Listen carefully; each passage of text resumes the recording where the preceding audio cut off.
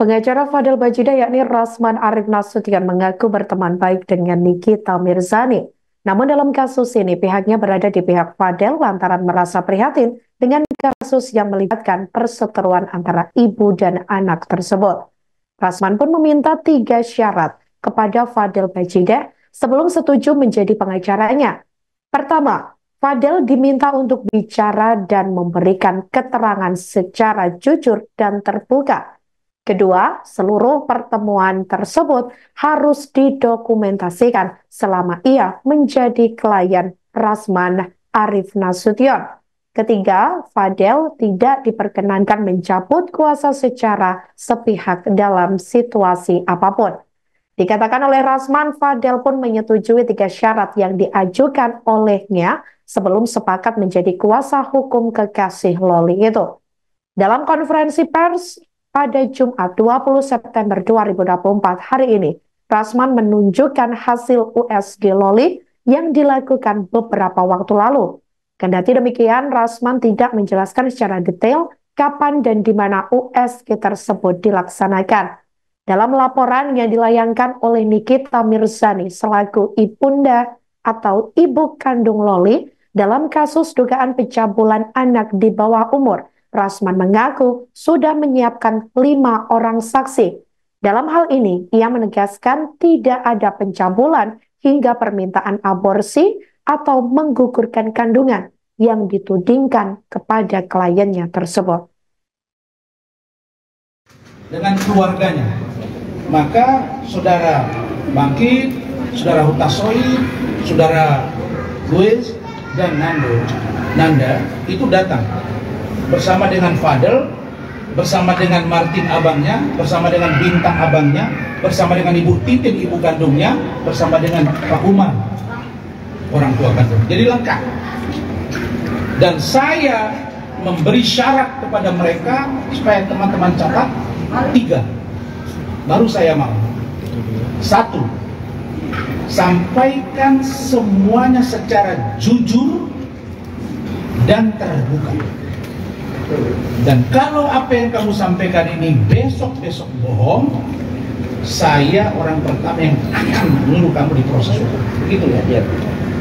Dia mengatakan bahwa bersumpah apa yang dia sampaikan kepada saya seluruhnya benar tanpa rekayasa dan akan dia memenuhi syarat itu. Syarat yang kedua, bahwa seluruh pertemuan itu didokumentasikan.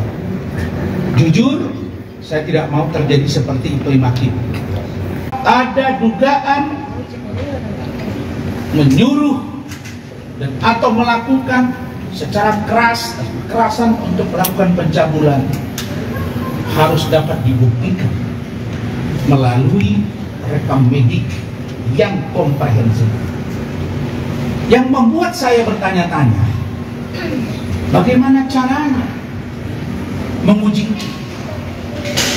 kalau orang melakukan pencabulan atau kekerasan, katakanlah di kasus Vina yang heboh kemarin, itu sperma itu hanya bisa diuji waktunya tidak kurang dari 2 minggu, begitu ya Mas?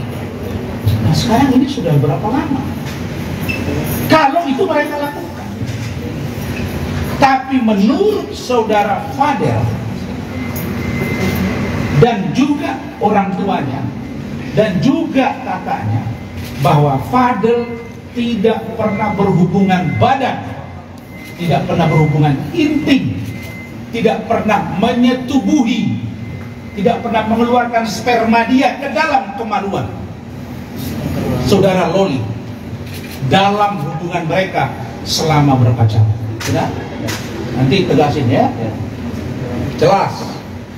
Yang kedua, kalau dikatakan bahwa dugaan menyuruh atau melakukan aborsi, pertanyaannya, di mana dilakukan aborsi itu? Di mana tempat? Siapa yang melakukannya? Apakah Loli sendiri atau ikut saudara Fadel, atau ada klinik yang ilegal yang melakukan itu, atau dokternya siapa? Jadi tidak bisa main sebut-sebut begitu saja.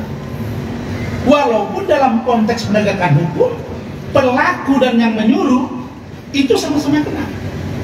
Artinya Loli juga masuk karena dia melakukan. Artinya Fadel juga masuk.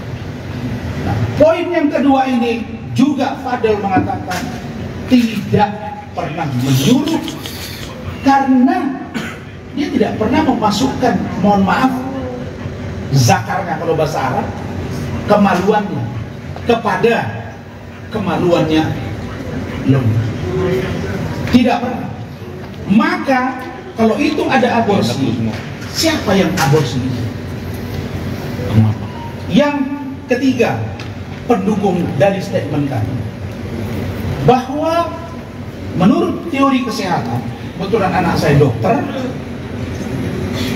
saya tanya, bagaimana dengan memeriksa rahim seseorang?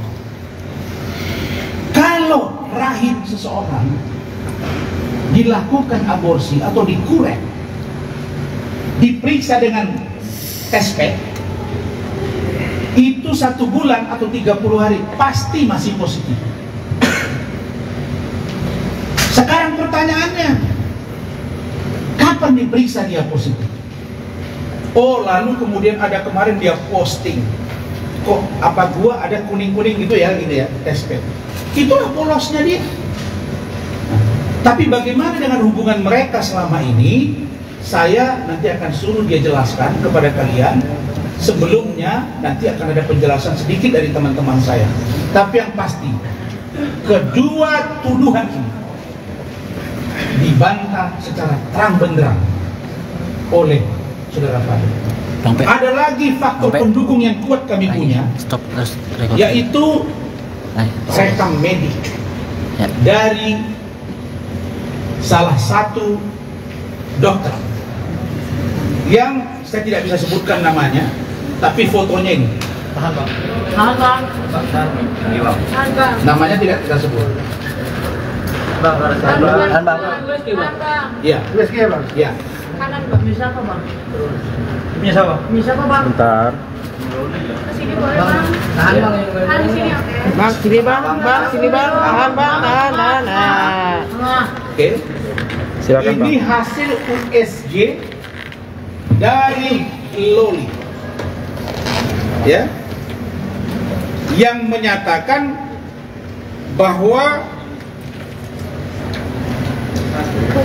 Laura Meizani Mawardi negatif pada tes kehamilan.